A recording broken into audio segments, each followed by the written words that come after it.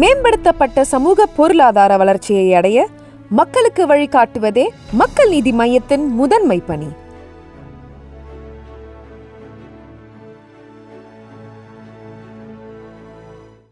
என்னையா மறுபடியும் பொண்ணு பார்க்க கிளம்பிட்டீங்க போல? நான் இங்க வரதுக்கு முன்னாடி எங்க ஊர்ல ஒரே பேச்சு. ஜாதகத்துல ஏதாவது பிரச்சனையா? 30 வயசுக்கு மேல எல்லாம் டவுட் தான். அவனுக்கு இந்த ஊர்ல ஒரு பொண்ணு கூடவா கிடைக்கல? ஆனா நீ ஓகே சொன்னதுக்கு அப்புறம் என்னால நிக்கவே முடியல. இது பறந்துகிட்டு இருந்தேன். கருப்பு சாரியில மட்டும் இல்ல, இந்த வாடமல்லி சேலையிலும் ரொம்ப அழகா இருக்கு. வாடாமல்லியா? நான் தான் சொன்னேன்ல, இந்த சம்பந்தம் கண்டிப்பா அமைஞ்சிரும்னு.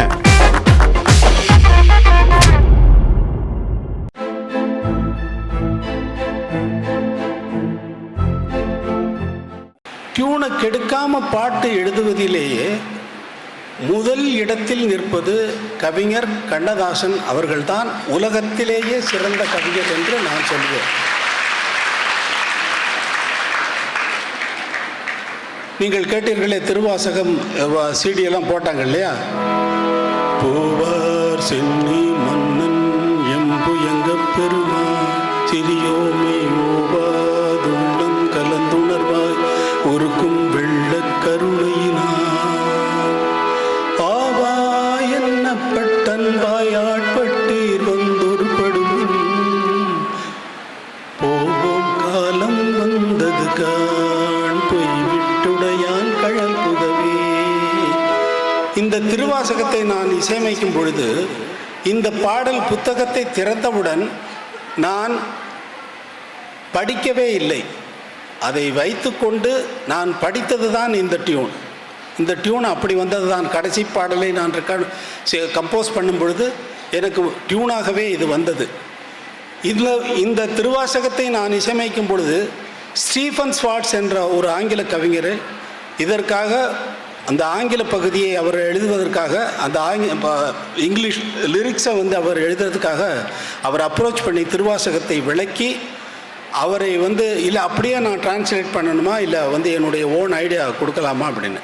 இந்த சாராம்சத்தை நீங்கள் எப்படி வெளிப்படுத்துகிறீர்களோ அதை நீங்கள் கொடுங்கள், நான் என்னுடைய காம்போசிஷனில் நான் ப்ளேஸ் பண்ணிக்கிறேன் அப்படின்னு சொல்லிட்டேன். அவர் எடுத்துக்கொண்ட காலம் முதல் பாடலுக்கு பொல்லாவினையேன் என்று தொடங்குகின்ற நமச்சிவாய வாழ்க என்ற பாடலுக்கு, பொல்லாவினையேன் அந்த பாடலுக்கு எடுத்துக்கொண்ட காலம் 2 மாதம். ஆனால் கவிஞரோ டியூன் வாய்ச்ச உடனே வார்த்தைகள் சொல்வார். எந்த பாடலாக இருக்கட்டும் அவர் யோசித்ததே கிடையாது, யோசித்து நான் பார்த்ததே இல்லை. எந்த பாடலுக்கும் சரி, எத்தனையோ 500க்கும் மேலான பாடல்களை அவர் எழுதியிருக்கிறார்.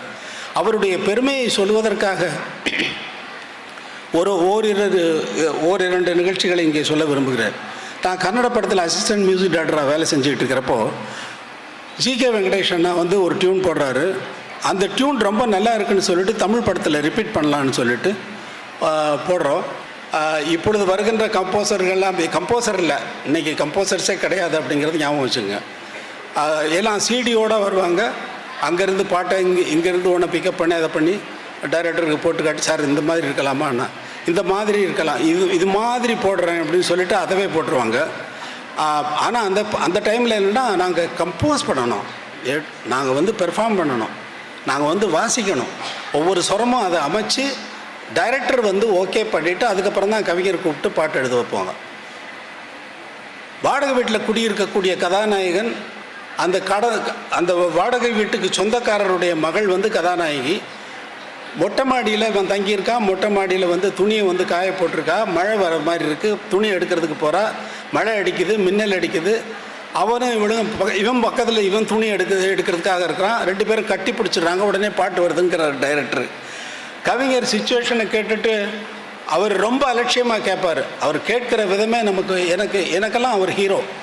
கவிஞர் கண்ணதாசன் எங்களுக்கு ஹீரோ. நான் சின்ன வயசில் நான் அசிஸ்டண்ட்டாக கிட்டார் பிடிச்சிட்டு உட்காந்துருக்கேன். ஜிகே வெங்கடேஷ் கம்போஸ் பண்ணுறாரு.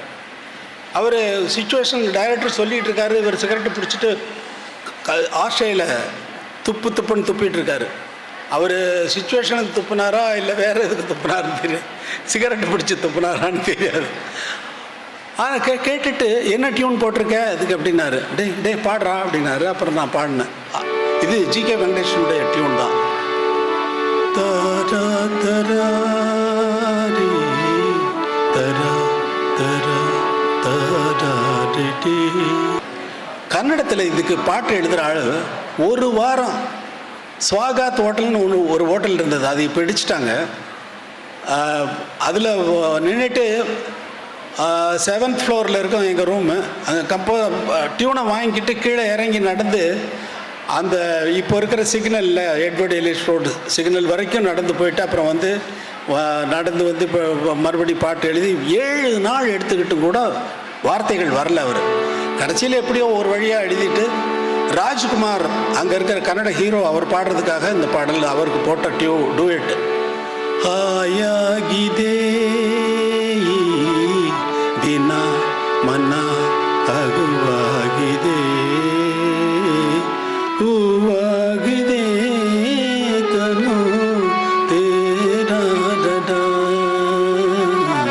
ತಾರಾರರ. இவர் இன்னொரு தடவை வாசி அப்படின்னாரு கவிஞர் இந்த டியூனை பாடி காட்டுறோம், ஆனால் அந்த வார்த்தையோடு இல்லை. பாடு இன்னொரு தடவை பாடுன்னு. தேன் சிந்ததே வானம். அரே எப்படி இவ்வளோ ஃபாஸ்ட்டாக சொல்கிறாரு, இது டியூனுக்கு சேருமான்னு பார்த்து தேன் சிந்துதே, அடே சேருது வானம். அப்புறம் என்ன தரா தரா தாராடா உன்னை என்னை தாலாட்டுதே, உன்னை என்னை தாலாட்டுதே டா டா டா டா டா டா டா டா டா. மேகங்களே தரும் ராகங்களே தாடாடா என்னாலும் வாழ்க. அரே மேகங்களே தரும் ராகங்களே என்னாலும் வாழ்க.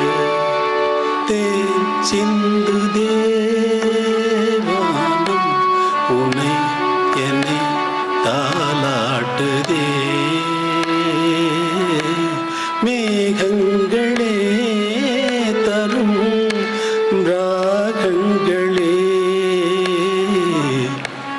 என்னாலும் வாழ்க. இது ஒரு உதாரணம். அடுத்ததாக என்ன டியூன் போட்டிருக்காரு,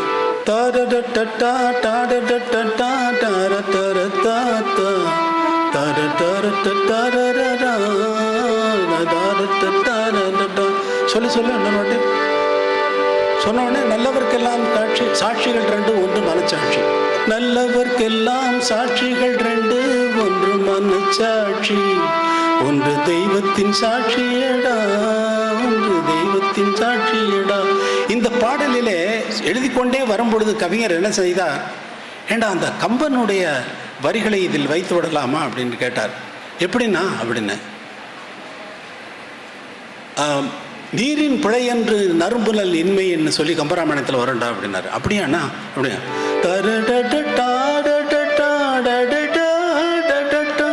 நதி வெள்ளம் காய்ந்து விட்டால் நதி செய்த குற்றமில்லை, விதியன்றி வேறே இங்கே வேறே ஏதம்மா.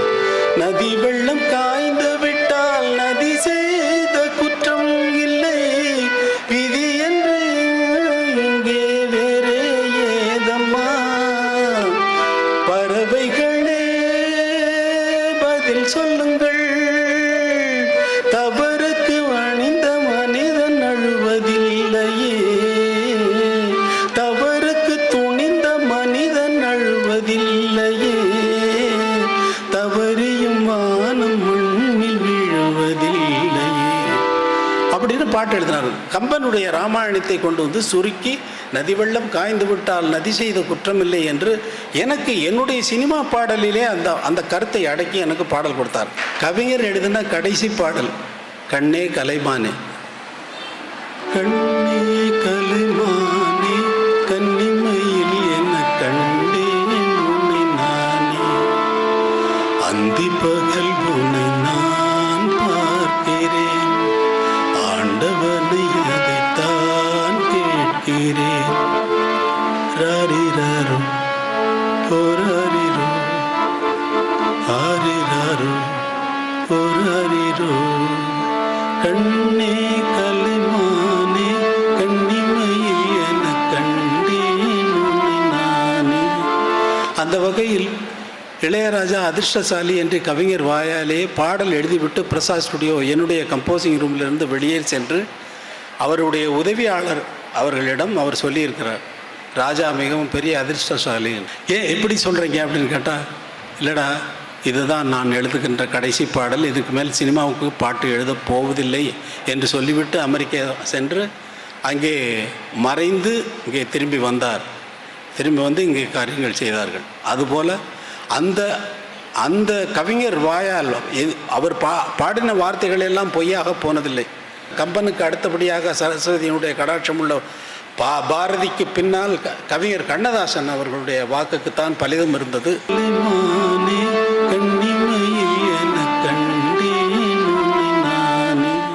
கவியரசரை பொறுத்த வரைக்கும் வந்து வீட்டில் ஒரு வாழ்க்கை, வெளியில் ஒரு வாழ்க்கையெல்லாம் கிடையாதுங்க. அவரை பொறுத்த வரைக்கும் வந்து அவருடைய வாழ்க்கை என்பதே வந்து திறந்த புத்தகம்தான். இன்னொன்று, வீட்டில் எப்படி எங்கள் கூடலாம் சந்தோஷமாக சிரித்து பேசிக்கிட்டு இருப்பாரோ அதே மாதிரி தான் கம்போசிங் போகும்போது விஸ்வநாதன் கூட, விஸ்வநாதனுடைய ஆர்கெஸ்ட்ரா ஆளுங்க கூட, அல்லது அரசியல் கூட்டத்துக்கு போகும்போது அந்த அரசியல்வாதி நண்பர்களோட எல்லோருடையும் சந்தோஷமாகவே இருப்பார். அவரை பொறுத்த வரைக்கும் வந்து சந்தோஷம் என்பது வந்து பலரோடு சேர்ந்து இருப்பது தான். அவருக்கு தனியாக இருக்கிறதுங்கிறது வந்து மாலை நேரங்கள் அல்லது இரவு நேரங்களில் யோசிக்கிறதுக்காக தனியாக இருப்பார் ஒழிய, மற்றபடி வந்து கலகலன்னு இருப்பார். வீட்டை பொறுத்த வரைக்கும் காலையில் அதிகாலையில் எந்திரிச்சு போயிடுவாங்க அப்பா பாடல் எழுதுறதுக்காக. எங்களால் அவரை பார்க்க முடியுது வந்து மாலை நேரத்தில். மாலை நேரத்துலேயும் ஒரு 15 நிமிடம் 1/2 மணி நேரம் தான் அவரை பார்க்க முடியும். இரவில் வந்து எங்கள் எல்லோரையும் எழுப்புவார். ஒரு 9:30 மணி 10 மணிக்கு வந்து எழுப்புவார். இப்போ எங்கள் கூட உட்காந்து நைட்டு பூரா பேசிக்கிட்டு இருப்பார். கிட்டத்தட்ட 1 மணி நேரம் 1.5 மணி நேரம் நாங்கள் பேசிக்கிட்டு இருப்போம். அப்போ அவரை பற்றி எல்லாம் சொல்லுவார். தன்னுடைய வாழ்க்கையை வரலாறு சொல்லுவார். அவர் எப்படியெல்லாம் கஷ்டப்பட்டார், எப்படியெல்லாம் முன்னேறினார், எப்படி தன்னம்பிக்கை வேணும்பார், எப்படி வாழ்க்கையில் முன்னேற முடியும்னுலாம் சொல்லி கொடுப்பாரு. அதனால் அதே சமயத்தில் விஸ்வநாதன் கூட இருக்கும்போது நீங்கள் பார்த்தீங்கன்னா அது ஒரு பெரிய அளவில் ஒரு திரை இசை சம்மந்தமாகவும் திரைப்படம் சம்மந்தமாகவும் ஒரு பெரிய டிஸ்கஷனாக இருக்கும். அதே மாதிரி எங்கள் வீட்டில் இருக்க மாதிரி கலகலன்னு இருக்கும். அந்த இடத்துலையும் அரசியல்வாதிகளோடு பேசும்போது அரசியல் நாட்டு நிலவரங்கள் அதுவும் அதே மாதிரி கலகலன்னு பேசிக்கிட்டு இருப்பாங்க. எதுக்கு சொல்ல வரேன்னா, அப்பா வீட்டில் ரொம்ப சந்தோஷமாக எங்கள் கூட இருப்பார்.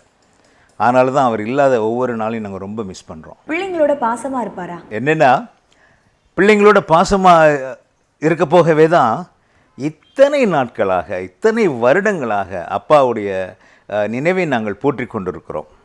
ஒன்று, அப்பாவுடைய எழுத்துக்களை எல்லா இடமும் அவைலபிளாக பண்ணிக்கிட்டு இருக்கிறோம். ஒன்று. இரண்டாவது வந்து எந்த தளத்திலும் அப்பாவை பற்றி மோசமான செய்திகளோ தவறான செய்திகளோ வருகிற பொழுது, அவரது பெயருக்கோ புகழுக்கோ களங்கம் வருகிற பொழுது எழுத்து நின்று சண்டை போடுறோம். மூணாவது, எங்கள் பிள்ளைகளையும் எங்கள் அப்பா எங்களை எப்படி வளர்த்தாரோ அப்படி தான் நாங்கள் வளர்த்துக்கிட்டு இருக்கோம். அதாவது பாசத்தை கொட்டி கொட்டி வளர்க்கக்கூடிய வளர்த்த ஒரு மனிதர் அவர். மனதுக்குள்ளே வந்து அப்படி பாசம் பொங்கி வரும். அப்பாவே எழுதியிருப்பார். அவருடைய சகோதர சகோதரிகளை பற்றி எழுதியிருப்பார். என்னுடைய சகோதர சகோதரிகளுக்காக நான் உயிரையும் தர தயாராக இருப்பேன். என்னுடைய ரத்தம் துடிக்கும் அவர்களுக்கு ஏதாவது ஒன்று என்றால். ஆனால் அவர்களோ என்னை பற்றி எந்த வகையிலும் கவலைப்பட மாட்டார்கள். அவர்களது லாபத்தை மட்டுமே குறிக்கோளாக வைத்திருப்பார்கள், குறிப்பாக வைத்திருப்பார்கள் என்பார். அதனால் உண்மையில சொல்கிறேன், இப்படி பாசமான ஒரு அப்பாவுக்கும் இப்படி பாசமான ஒரு அம்மாவுக்கும் நாங்கள் பிள்ளையா பிறந்து ரொம்ப பெருமைப்படுறோம். அப்பா உண்மையிலேயே ரொம்ப ரொம்ப பாசமான ஒரு மனிதர். உண்மையில் இன்னொன்று சொல்லணுங்க, பாசமான ஒரு இதயத்தில் இருந்து தான் நதியில் விளையாடி கொடியில் தலை சீவி நடந்த இளந்தென்றலை எழுத முடியும், அண்ணன் தங்கை உறவை எழுத முடியும், அதே மாதிரி காதலன் காதலி உறவை எழுத முடியும், பிள்ளைக்கு தந்தை ஒருவன் அப்பா பிள்ளையை பற்றி எழுத முடியும். இவ்வளவு ஊற்றாக அவருக்கு வந்ததுன்னா பாசம் என்பது அவர் உள்ளத்தில் ஊறி போன ஒன்று. பிள்ளைங்கக்கிட்ட வந்து மற்றவர்களிடம் இருக்கிற பாசத்தை விட ஒரு 10 மடங்கு அல்லது 20 மடங்கு அதிகமான பாசம்தான் அவர் வச்சுருந்தார். வார்த்தைகளால் விவரிக்க முடியாத அந்த அன்பு, வார்த்தைகளால் விவரிக்க முடியாத அந்த பாசம் வைத்திருப்பார்கள், குறிப்பாக வைத்திருப்பார்கள் என்பார். அதனால் உண்மையில சொல்கிறேன், கவிஞர் கண்ணதாசன் அவர் முன்னே பாடிட்டு போயிட்டார். நான் நிரந்தரமானவன், அழிவதில்லை, எந்த நிலையிலும் எனக்கு மரணமில்லை என்று. அதை நிரூபித்து கொண்டிருக்கின்ற கூட்டம் தான் இது. அதுதான் இப்போ கவிஞர் இறந்து 38 ஆண்டுகள் ஆகின்றன. ஆனாலும் இன்னும் எங்கெல்லாம் தமிழர்கள் இருக்கின்றாரோ அந்த நெஞ்சங்கள் எல்லாம் அவர் வாழ்ந்து கொண்டிருக்கிறார் என்றால் அதுக்கு முக்கியமான காரணம் அவருடைய படைப்புகள் மட்டும் இல்லை, அவருடைய மனித தன்மைக்கும் அதிலே மிகப்பெரிய பங்கு இருக்குது. கவிஞரை பொறுத்த வரைக்கும் அவர் மாதிரி ஒரு குழந்தை மனது கொண்டவர்களை பார்க்க முடியாது. அதே மாதிரி எந்த பாடலாசிரியர் வந்தாலும் அவர்களை கட்டி அணைத்து கொள்ளக்கூடிய ஒரே பெருந்தன்மையான குணம் கொண்டவர் பாடலாசிரியர் அவர் மட்டுமே. எப்போவுமே தங்கிட்ட ஒரு நம்பிக்கை, தன்னம்பிக்கை இருக்குது பாருங்கள். அவர்களால் மட்டும்தான் அதே துறையிலே எழுந்து வருகின்றவர்களை கட்டி அணைத்து கொள்ள முடியும். சிவாஜி ஒரு பக்கம் எந்த நடிகராக இருந்தாலும் கட்டி அணைச்சிப்பார், எவ்வளோன்னா நடிகனுவார், நீ நடி நான் அப்புறம் பார்த்துக்கிறேன். அதுதான் கவிஞர் கண்ணதாசன். அவர் மேலே அப்படி ஒரு நம்பிக்கை இருந்த காரணத்தினால்தான் அப்படி கட்டி அணைத்து கொண்டார். வாலியாகட்டும் வா, புலமைப்பத்தனா வா, முத்துலிங்கமா வா, வைரமுத்துவா வா, எல்லாரையும் கட்டி அணைத்து கொள்ளக்கூடிய ஒரு பக்குவம் அவருக்கு இருந்தது. அதில் குறிப்பாக பட்டுக்கோட்டை கல்யாண சுந்தரம் மேலே அவருக்கு இருந்த அன்பு இருக்க, அது அளவிட முடியாத அன்பு. அவர் இறந்தப்போ ஒரு வாரம் ஒரு தூக்கம் இல்லாமல் தவிச்சார். பல நாட்கள் பாடல் எழுதியதை நிறுத்தியிருந்தார். ஒரு கம்பெனியில் போய் கவிஞர் கண்ணதாசன் பாட்டதை போயிருக்காரு. அந்த டைரக்டர் சொல்லியிருக்காரு, இப்போ பட்டுக்கோட்டை கல்யாண சுந்தரம் அப்படின்னு ஒருத்தர் எழுதுறாரு, ரொம்ப நல்லா எழுதுறாரு, நீங்கள் உங்கள் பாட்டு இந்த சிச்சுவேஷனுக்கு மட்டும் கொஞ்சம் அவர் மாதிரி நல்லபடியாக எழுதி கொடுத்துருங்க. ஒன்றும் பேசலை கவிஞர். ஒரு 2 நிமிஷம் கழிச்சுட்டு நான் கிளம்புறேன் அப்படின்ட்டு கார் எடுத்துகிட்டு போயிட்டார். போன அடுத்த நிமிஷத்துலேருந்து அந்த தயாரிப்பாளர் இந்த டைரக்டரை உண்டு இல்லைன்னு பண்ண அறிவு இருக்கு அவனுக்கு. கவிஞர் கண்ணதாசன் எப்பேற்பட்ட கவிஞர், அவர்கிட்ட போய் நீ பட்டுக்கோட்டை மாதிரி பாட்டுதுன்னு சொன்னால் என்ன அர்த்தம்? இனிமேல் உன் படத்துக்கு பாட்டு அது வருவார் அவர்? இப்படி பண்ணிட்டேன்னு சொன்ன அடுத்த 10ஆவது நிமிஷம் கவிஞர் கண்ணதாசனுடைய கார் அந்த காம்பவுண்டுக்குள்ளே வருது. கவிஞர் கண்ணதாசன் இறங்குறாரு, பின்னாடியே இன்னொருத்தர் இறங்குறார். அவர் தான் பட்டுக்கோட்டை கல்யாண சுந்தரம். அந்த டைரக்டர்கிட்ட போகிறாரு, நீ சொன்ன பட்டுக்கோட்டை கல்யாண சுந்தரம் இவர் தான், பட்டுக்கோட்டை கல்யாண சுந்தரம் மாதிரி எதுக்கு பாட்டு எழுது, அவரையே கூப்பிட்டு வந்துட்டேன், அவரே எழுதட்டும், இந்த பாட்டை அவர் எழுதினால்தான் சிறப்பாக. யாருங்க பண்ணுவாங்க இதெல்லாம்? இதுக்கெல்லாம் எப்பேற்பட்ட ஒரு பெருந்தன்மையான மனம் வேண்டும். கவிஞர் கண்ணதாசன் அவர்களை பொறுத்த வரைக்கும் அவர் ஜெயிக்காத ஒரே இடம் பார்த்திங்கன்னா அரசியல் தான். ஏன் அரசியலில் ஜெயிக்க முடியலன்னா, அவருடைய சுயசரித்திரங்கள்லாம் படிச்சிருப்பீங்க. உண்மையின் சொரூபமாக வாழ்ந்தவர் அவர். அவர் எப்படி அப்புறம் அரசியலில் ஜெயிக்க முடியும்? உண்மையாக இருக்கிறவர்கள் அரசியலில் ஜெயிக்க வாய்ப்பு இருக்கா? கண்ணதாசனுடைய அண்ணன் மகனை எம்ஜிஆர் அடிக்கிறார். அவர் குகநாதன் ஆஃபீஸுக்கு வந்த உடனே குகநாதன் கண்ணதாசனுக்கு ஃபோன் பண்ணி நீங்கள் இந்த பிரச்சனையை தீர்த்து வைக்கணும்னு சொன்னப்போ அடிப்பட்டவன் அண்ணன் மகன், அப்படி இருந்து அவன் கட்சிக்காக வாதாடாமல் அவன் பண்ண தப்பு தான் நியாயத்தை சொல்கிறவன் எப்படிங்க அரசியலில் ஜெயிக்கிறது? அவர் தோற்று போனார்ன்றால் அதற்கு சரியான காரணங்கள் இருக்குது. அவர் மாதிரி ஸ்பான்டேனியஸ் பார்க்கவே முடியாது. அன்னை இல்லத்தில் ஒரு பாட்டு எழுதுகிறார் அவர், 12 16 வயது அவள் கண்ணிரண்டில் ஆடுதம்மா காதல் கொண்ட மனது. இப்போ ஃப்ரெண்ட்ஸ் எல்லாம் கேட்குறாங்க, என்ன கவிஞரே என்ன இது, தேவிகா பார்த்துருக்கீங்களே அந்த அம்மா கொஞ்சம் இப்படி இருக்கும், 12 16 வயசு அந்த அம்மாவுக்கு. உடனே அவர் சொல்கிறாரு, நான் எங்கே 12 16 வயசுன்னு சொன்னேன், 2 16 வயசு 32லையா சொன்னேன், நீ எதை 16 எடுத்துக்கிட்டா நான் பொறுப்பான்னு. இந்த ஸ்பான்டேனியஸ் எங்கே வருதுன்னா, அவர் கவிஞர் கண்ணதாசனா இத்தனை பாடல் எழுதியதுக்கு பின்னால் இல்லை, முதல்ல போய் இந்த கண்ணதாசன் என்ற பெயர் சூட்டிக்கிறார், அங்கே வருது. திருமகள் பத்திரிகையில் போய் வேலை கேட்குறாரு, வேலை கேட்டோன்னு உங்கள் பெயர் என்னன்னு கேட்குறார் அந்த ஆசிரியர். இப்போ யோசிக்கிறார், எவ்வளோதான் இந்த இத்தனை சில கணங்கள் பாருங்கள், அதுக்குள்ளே இதை சொல்லணும் பேரை. இவர்கிட்ட நம்ம பேர் முத்தையான்னு சொன்னால் இவர் எங்கே வேலை கொடுக்காமல் போயிடுவாரோ. இப்போ என்னென்ன பேர், ஒரு நல்ல நாசுக்கான பேர் சூட்டலான்னா பல பேர் தாசன் அப்படி இருக்கிறதுனால, பாரதிதாசன் இப்படி இருக்கிறதுனால இவருக்கு ரொம்ப பிடித்த தெய்வம் கண்ணன். ரெண்டையும் சேர்த்து கண்ணதாசன்ற பெயரை அப்படி கணத்தில் அடிக்கிறாருங்க. அங்கே ஸ்பான்டேனியஸ் ஸ்டார்ட் ஆகுது. எங்கே முதலாக கண்ணதாசன் பிறந்தாரோ அங்கேயே ஸ்டார்ட் ஆகிடுச்சு இந்த ஸ்பான்டேனியஸ். எங்கே வருதுன்னா, அவர் கவிஞர் கண்ணதாசனா இத்தனை பாடல் எழுதியதுக்கு பின்னால் முதல் கம்போசிங் நான் பார்த்தது, அப்பா பாட்டு எழுதுனது அண்ணன் என்னோட தம்பி தான், வீட்டு மாடியில். அப்போ வீட்டு மாடியில் யாருமே இருக்க மாட்டாங்க. ஒரு 3 ஹாலு, ஒரு பெட்ரூம். அந்த பெட்ரூமில் பஞ்சனை, மதுரை திருமாறன், தியாகன், அவினாசி மணி, ஒரு பெரிய கூட்டம் அங்கே தங்கியிருக்கும். வெளியே ஒரு பாத்ரூம் இருக்கும் பின்னாடி, அதில் குளிச்சுட்டு வந்து அப்பா கூட காலைல கிளம்பி போயிடுவாங்க. அதனால் மாடி எப்போவுமே எம்டியாக இருக்கும். அங்கே வந்து கம்போசிங் விஸ்வநாதனும் ராமூர்த்தி சாரும். அப்பாவுடைய ரொம்ப ஒரு கஷ்டமான பீரியட் வேறு அது. அதனால் அந்த தீபாவளி வருது, கையில் பணம் இல்லை அப்படின்ட்டு. அப்போ தான் ஃபஸ்ட்டு அப்படியே அவங்க வாசிக்கிறாங்க, வாசிக்க சொல்லிகிட்டே வர்றாரு, அண்ணன் என்னடா தம்பி என்னடா அவசரமான உலகத்தை. அதோட ஆழம் புரியலை. அந்த மாதிரி நிறைய கம்போசிங் பார்த்துருக்கேன், ஆழம் புரியலை. எனக்கு வந்து அவன்தான் மனிதன் படத்தில் நான் வந்து தயாரிப்பு நிர்வாகி.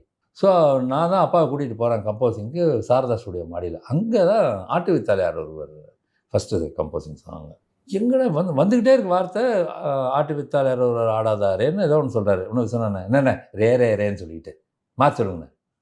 அப்படியாடா, ஆட்டு வித்தாலையார் ஒருவர் ஆடாதாரே கண்ணா போட்டு கூட அப்படி அந்த மாதிரி வந்து அந்த ஸ்பீடு, அதோட அர்த்தம் பின்னாடி தான் புரியுது. அதே மாதிரி மனிதன் நினைப்பதுண்டு 15 நிமிஷம் தான்.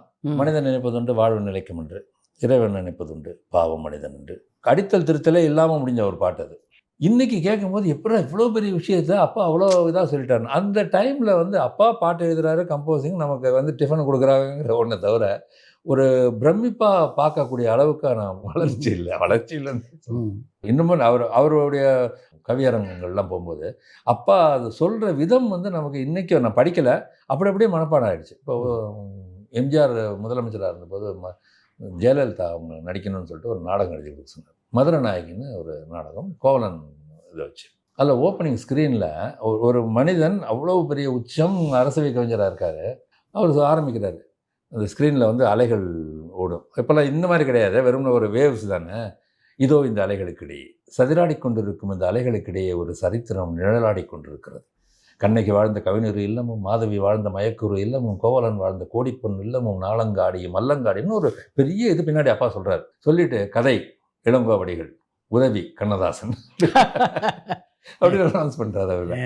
அது அவ்வளோ பெரிய இதுக்கு வந்ததுக்கு பிறகும் கூட வந்து அந்த இளங்கோ, பாரதி இவங்களெல்லாம் வந்து அவரை, திருவள்ளுவர்லாம் வந்து அவங்களாம் எங்கேயோ இருக்காங்க, நம்மலாம் வந்து அப்படிங்கிற ஒரு எளிமையும் அந்த அடக்கமும் அப்பாட்ட ரொம்ப இருந்துச்சு. இதை வச்சு அதில் ஓப்பனிங் ஸ்க்ரீனில் ஒரு மனிதன் அவ்வளோ கவிஞராக இருக்கார். தடவை வந்து ஒரு டிஎன்பிஎஸ்சி பரீட்சை வந்து எழுதியிருந்தேன். அதாவது மருத்துவ தேர்வுக்காக கவர்மெண்ட் வேலைக்காக எழுதியிருந்தேன். அப்போ வந்து அந்த பரீட்சை நடந்த ஹாலில் வந்து கொஸ்டின் பேப்பர் வந்து மத்தியானம் கொடுக்க வேண்டிய பேப்பர் வந்து காலையில் வந்துருச்சு. காலையில் வந்தோன்னே அதில் வந்து எனக்கு முன்னாடி உட்களும் பின்னாடி உள்ளவங்களுக்கு தான் வந்துச்சு, எனக்கு வரல.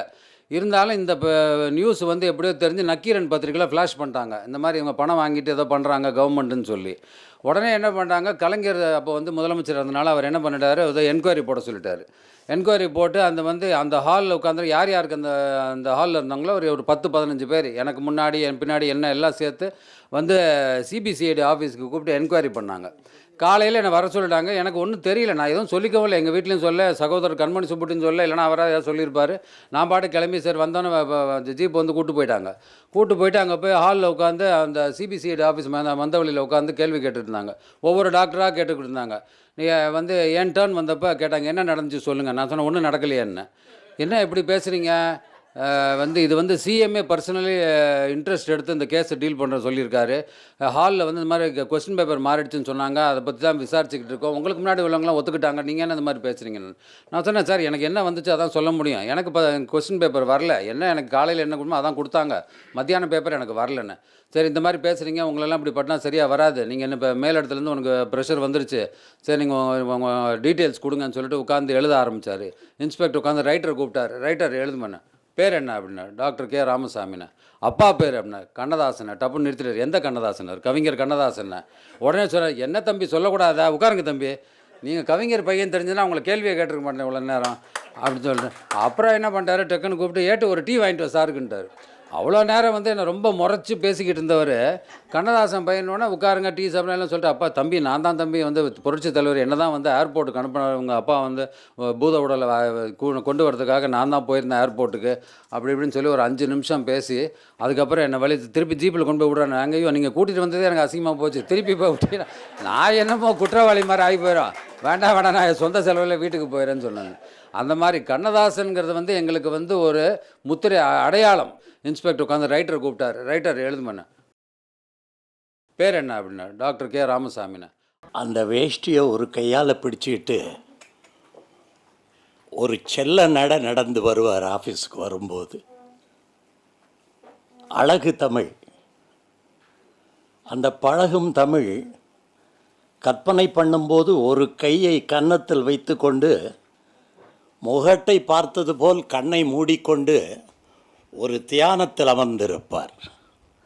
அதனை பார்க்கும்போது எனக்கு வியப்பாக இருக்கும். ஏனென்றால் நான் ஈழத்திலிருந்து வந்தவன். 3 பேரால் தான் தமிழ்நாட்டு மண்ணை தரிசித்தவன். ஒன்று எம்ஜிஆர் அவர்கள், 2வது கலைஞர் அவர்கள், 3வது அச்சம் என்பது மடமையடா என்ற பாடல் வரிகள் தான் என்னை தமிழ்நாட்டுக்கு அழைத்து வந்தது. இப்படி ஒரு வீரம் இங்கு இருக்குமா என்று நினைத்து பார்த்தேன். உண்மையாக சொல்லுகிறேன், அந்த பாடலை நான் துவண்ட போதெல்லாம் போடுவேன். இப்போது கூட இந்த வயதிலும் எனக்கு அச்சமென்று ஒரு நினைவு வந்துவிட்டால் அந்த பாடலை போட்டு கேட்பேன். அவர் அமர்ந்து அந்த தத்தகாரத்துக்கு வார்த்தைகளை போடுகின்ற போது ஒரு வரகவி போல வார்த்தை முத்துக்கள் ஒரு மாலையைப் போல தொடர்ந்து வந்து கொண்டே இருக்கும். அதனை பார்த்து நான் ரசித்திருக்கிறேன். முத்துராமன் அவர்களுக்கு தெரியும். ஏனென்றால் முத்துராமன் அவர்கள் கண்ணதாசன் அவர்களுடைய காரிலே தான் முதலில் சென்னைக்கு ஏறி வந்தார் என்று நான் படித்திருக்கிறேன். கண்ணதாசன் அவர்கள் அவர் வீட்டு வாசலில் போய் நின்று சுபா அவர்களுடைய அவங்க அப்பா ரொம்ப வேண்டியவருங்கிறதுனால ஏறு தம்பின்னு பின்னாடி ஏற்றிக்கிட்டு கூட்டிகிட்டு வந்திருக்காரு. அப்படி கூட்டிகிட்டு வந்ததுனாலையோ என்னமோ அவரை இயக்குனர் ஆக்கிற வாய்ப்பு எனக்கு கிடைச்சது. அது மட்டும் இல்லை, முக்கியமான விஷயம் என்னென்னா, கண்ணதாசன் அவர்களை பற்றி எழும்போது எங்க மாமாங்கிற படத்தில் நான் முதல்ல ஷூட்டிங்குக்கு உள்ளே போய் கொஞ்ச நேரம் வேலை செய்தது அந்த படத்தில் தான். அதில் இவர் அசோசியேட் டைரக்டர். செல்லக்கிளிகளாம் பள்ளியிலே செவ்வந்தி பூக்களாம் தொட்டிலே அப்படின்னு ஒரு பாட்டு. என்ன வார்த்தைகள்! அப்படி நழுவிக்கிட்டே போகும் வார்த்தைகள்லாம். சங்கீதத்தை விடுங்க, ஆனால் அந்த வார்த்தைகளை சொல்லி பாருங்க, அப்படி நழுவிக்கிட்டே போகும். அவ்வளோ அழகாக இருக்கும். இன்றைக்கி கூட தூக்கம் வரலைன்னா அந்த பாட்டை நான் பாடுவேன். அவ்வளோ அழகான பாட்டு எழுதினார். அதுக்கடுத்து நான் சுடரும் சூறாவளின்னு ஒரு படம், அந்த படத்தை தயாரிக்கும்போது அன்பு வந்தது என்னை ஆள வந்தது, சொந்தம் வந்தது தெய்வ சொர்க்கம் வந்ததுன்னு எழுதினார். எங்கள் அம்மா இறந்த போது நான் அம்மா முன்னாடி போய் நின்ன போது எனக்கு இந்த பாட்டு தான் ஞாபகம் வந்துச்சு. ஏன்னா அன்பு வந்தது என்னை ஆள வந்தது, சொந்தம் வந்தது அது என்னை ஆள வந்தது. அதனால் அந்த பாட்டை நினைக்கும் போது எனக்கு அப்படி அந்த நேரம் என் தாய் முன்னால், என் தாயினுடைய பிரேதத்தின் முன்னால் நிற்கும்போது எனக்கு அந்த பாடல் தான் ஞாபகம் வந்தது. அதேபோல் அம்மம்மா தம்பி என்று நம்பி உன்னை வளர்த்தேன். ராஜபாட் ரங்கதுரை அந்த பாட்டை நினைத்து பாருங்கள். நான் அந்த பாட்டை அவர் எழுதி கொண்டிருக்கும் போது பக்கத்தில் இருக்கிறேன். பக்கத்தில் இருந்து கொண்டு சொன்னேன், ராம நாடகத்தில் அப்படின்னு நான் சும்மா ஒருத்தி சொன்னேன். என்ன சொன்னேன்னு கேட்டார். நான் சொன்னேன், ராம நாடகத்தில் இந்த மாதிரி 4 தம்பிங்க இருக்காங்க இல்லையா, அதை வரியாக்கினார். அது அந்த படத்தில் வரும்போது நான் சாதாரணமானவன், எனக்கு தமிழ் தெரியாது, சத்தியமாக சொல்கிறேன், தமிழ் தெரியாது. நான் திராவிட நாடு படித்து, முரசொலி படித்து, தென்றல் படித்து, இவங்களை போன்றவங்களுடைய பேச்சுக்களை கேட்டு தமிழை படிச்சுக்கிட்டு தமிழை தெரிஞ்சு வந்தவன். ஆனால் அன்னைக்கு நான் சொல்லும்போது அவர் அதை ரசித்தார். அதே மாதிரி அந்த மதன மாளிகையில் என்ற பாட்டு எழுதும்போது அவர் என்ன அழகாக அதை எழுதினார். உண்மையாக சொல்கிறேன். அப்புறம் அந்த காமெடியன் வேஷம் போட்டுட்டு சிவாஜி அந்த சிரிப்பு வருது சிரிப்பு அந்த பாட்டு, இதையெல்லாம் அவர் எழுதும்போது நான் நினைக்கவில்லை, உண்மையாக சொல்லுகிறேன், இப்படி ஒரு சரித்திரத்தோடு ஒரு வரலாறோடு நான் பணியாற்றி கொண்டிருக்கிறேன் என்று நான் நினைக்கவில்லை. அதே போல் எங்கள் ஆஃபீஸுக்குள்ளே வரும்போது தம்பி கவிஞர் வந்திருக்கேன் அப்படின்னு சொல்லுவார். நான் மாடியில் இருப்பேன், உடனே ஓடி வருவேன் கீழே. வந்து பார்த்தா அந்த சிரிச்சா அந்த கன்னத்தில் ஒரு குழி விழும், அப்படியே ஒரு குண்டான ஒரு தோற்றம். அந்த தோற்றத்தை பார்க்கும்போது சின்னவளை முகம் சிவந்தவளை, என்னுடைய படத்தினுடைய முதல் பாடல், நான் திரைப்படத்தில் எழுதிய முதல் படம் புதிய பூமி, அதில் முதல் பாடல் சின்னவளை முகம் சிவந்தவளை நான் சேர்த்து கொண்டேன் வளையிட்டு, எல்லாமே வளை வளை வளை வளை என்று வரும். அப்படி எழுதினார். என்ன அருமையான ஒரு பாடல். அந்த புதிய பூமி என்ற படத்தில் எல்லா பாடல்களையும் அவர்தான் எழுதினார். நான் கொடுத்து வைத்தவன். அப்படிப்பட்ட ஒரு கவிஞரோடு காலமெல்லாம் எத்தனை படங்களில் பணியாற்றி இருக்கிறேன். ஒரு படம் நான் முத்துராமன் அவர்களை இயக்குனராக்கிய பின்னால் 2வது படம், எங்களது படம் 100 நாட்கள் ஓடியது. அப்போது பெத்த மனம் பித்து என்ற படம். அந்த படம் 100 நாட்கள் ஓடிய போது அந்த படத்திலே அவர் பாடல்கள் எழுதவில்லை. ஆனால் அவரிடம் போய் சொன்னேன், இந்த படம் 100 நாட்கள் ஓடி இருக்கிறது, நான் முத்துராமன் என்ற உங்களுடைய தம்பியை இயக்குனராக அறிமுகப்படுத்தி முதல் படம் கனிமுத்து பாப்பா, 2வது படம் பெத்தமனம் பித்து, அது 100 நாட்கள் ஓடி இருக்கிறது, இந்த விழா சிறப்பாக நடக்க வேண்டும், அதற்கு நீங்கள் ஒத்துழைப்பு கொடுக்க வேண்டும் என்று நான் கேட்டேன். என்னுடன் முத்துராமன் அவர்களும் வந்திருந்தார்கள். அவர் நல்கிய அந்த ஒத்துழைப்பை மறக்க முடியாது. ஏனென்றால் நேரடியாக கலைஞரிடம் போனார். அவர் முதலமைச்சராக இருந்தார். நீங்களும் உங்கள் மந்திரி சபையும் வந்து இந்த விழாவை சிறப்பிக்க வேண்டும் என்று சொன்னார். முத்துராமன் அவர்கள் மறந்திருக்க மாட்டார்கள். ராஜேஸ்வரி கல்யாண மண்டபத்தில் கலைஞர் அவர்கள் அத்தனை மந்திரிகளும் புடைசூழ வந்திருந்து அந்த விழாவை சிறப்பாக நடத்தி கொடுத்தவர் கவிஞர் கண்ணதாசன் அவர்கள். ஆக கண்ணதாசன் அவர்களுடைய குடும்பத்தோடு எனக்கு பலவிதத்தில் தொடர்புண்டு. அந்த குடும்பத்தை சேர்ந்த ஒரு தம்பி ஒரு நாள் இரவு என்னுடைய அலுவலகத்துக்கு இரவு 8:30 மணிக்கு வந்தார். அவர் வந்தபோது நான் அலுவலகத்தில் உட்கார்ந்து பணியாற்றி கொண்டிருந்தேன். வந்தவர் தனது கைகளை என் மேஜையின் முன்னால் வைத்தார். 2 கைகளும் நடுங்கிக் கொண்டிருந்தன. என்ன விஷயம் என்று கேட்டேன். இதை நான் சொல்ல வேண்டும் என்பதற்காக சொல்லவில்லை, கண்ணதாசன் அவர்களுடைய பெரிய குணத்தை சொல்ல வேண்டும் என்பதற்காக சொல்லுகிறேன். அவர் கண்ணதாசனுக்கு உறவினர், அண்ணன் மகன். அவருடைய கைகள் நடுங்கிக் கொண்டிருந்தன. ஏன் இன்னமும் நடுங்குகிறது என்று கேட்டேன். எம்ஜிஆர் அவர்கள் என்னை தாக்கிவிட்டார் என்று சொன்னார். ஜெமினி ஸ்டூடியோவில் இந்த நிகழ்ச்சி நடந்தது. என்னுடைய அலுவலகம் மகாலிங்கபுரத்தில் இருக்கிறது. அங்கே இருந்து இங்கு வந்த பின்னால் கூட அந்த கை நடுக்கம் அவருக்கு நிற்கவில்லை. அப்படி என்றால் எந்தளவு தூரம் அவர் பாதிக்கப்பட்டிருக்கிறார். அவர் சொன்னார், நீங்கள் எம்ஜிஆரோடு நெருங்கி பழகின்றவர், அதனால் அவரிடம் சொல்லி இந்த பிரச்சனையை தீர்த்து வையுங்கள் என்றார். நிச்சயமாக நான் சொன்னால் நானும் உங்களைப் போல அடி வாங்க வேண்டிய நிலைமைதான் வரும். அதனால் இதை செய்யக்கூடியவர் ஒருவர் தான் என்று சொல்லிவிட்டு தொலைபேசியை எடுத்து சுழற்றினேன். எதிர்முனையில் கண்ணதாசன் அவர்கள் பேசினார்கள். அண்ணன், இப்படி ஒரு நிலைமை, நீங்கள் நினச்சா தான் இதை சால்வ் பண்ண முடியும்னு சொன்னேன். சற்று நேரம் யோசித்தார். எப்படிப்பா, இவன் செய்திருக்கிறது தப்பு தானேன்னு சொன்னார். இருந்தாலும் இந்த நேரத்தில் அவரை காப்பாற்ற வேண்டியது நம்ம கடமை இல்லையாண்ணே அப்படின்னு கேட்டேன். சரி, நாளைக்கு காலையில் நான் அவரை பார்த்து பேசுகிறேன்னு சொன்னார். அடுத்த நாள் காலையில் எம்ஜிஆரை பார்த்து பேசி அந்த விஷயத்தை தீர்த்து வைத்தார். கண்ணதாசன் அவர்கள் எப்போதும் ஒரு வெள்ளை புறா. அவர் உயரங்களை எட்டிய கவிதையில் மட்டும் எட்டவில்லை, ஒரு மனிதனாக மனிதநேயத்தின் உச்சத்தில் வாழ்ந்தவர் என்று சொல்லிவிட்டு தொலைபேசியை எடுத்து சுழற்றினேன். எதிர்முனையில் கண்ணதாசன் அவர்களும் மகாதேவன் சார் எல்லாம் உட்காந்து கம்போஸ் பண்ணிட்டு இருக்காங்க. ராமாநாயுடு இருக்கார் அந்த இடத்துல. அப்போ நாயிரெட்டியார் அந்த அறையை தாண்டி போகிறாரு.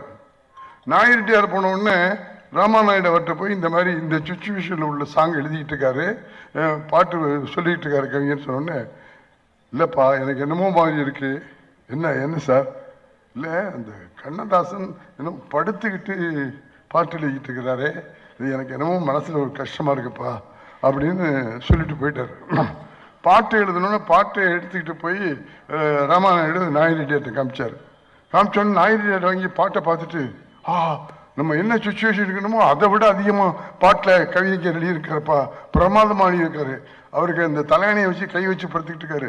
நாளையில மெத்த வாங்கி போட்டு அவர் நல்லா படுத்துக்கிட்டு பாட்டு எழுத சொல்லுப்பா நாகிரெட்டியார் சொன்னார்கள். கம்போஸ் பண்ணிட்டு இருக்காங்க, ராமாநாயுடு இருக்கார் அந்த இடத்துல. அப்போ நாகிரெட்டியார் மேம்படுத்தப்பட்ட சமூக பொருளாதார வளர்ச்சியை அடைய மக்களுக்கு வழிகாட்டுவதே மக்கள் நீதி மையத்தின் முதன்மை பணி.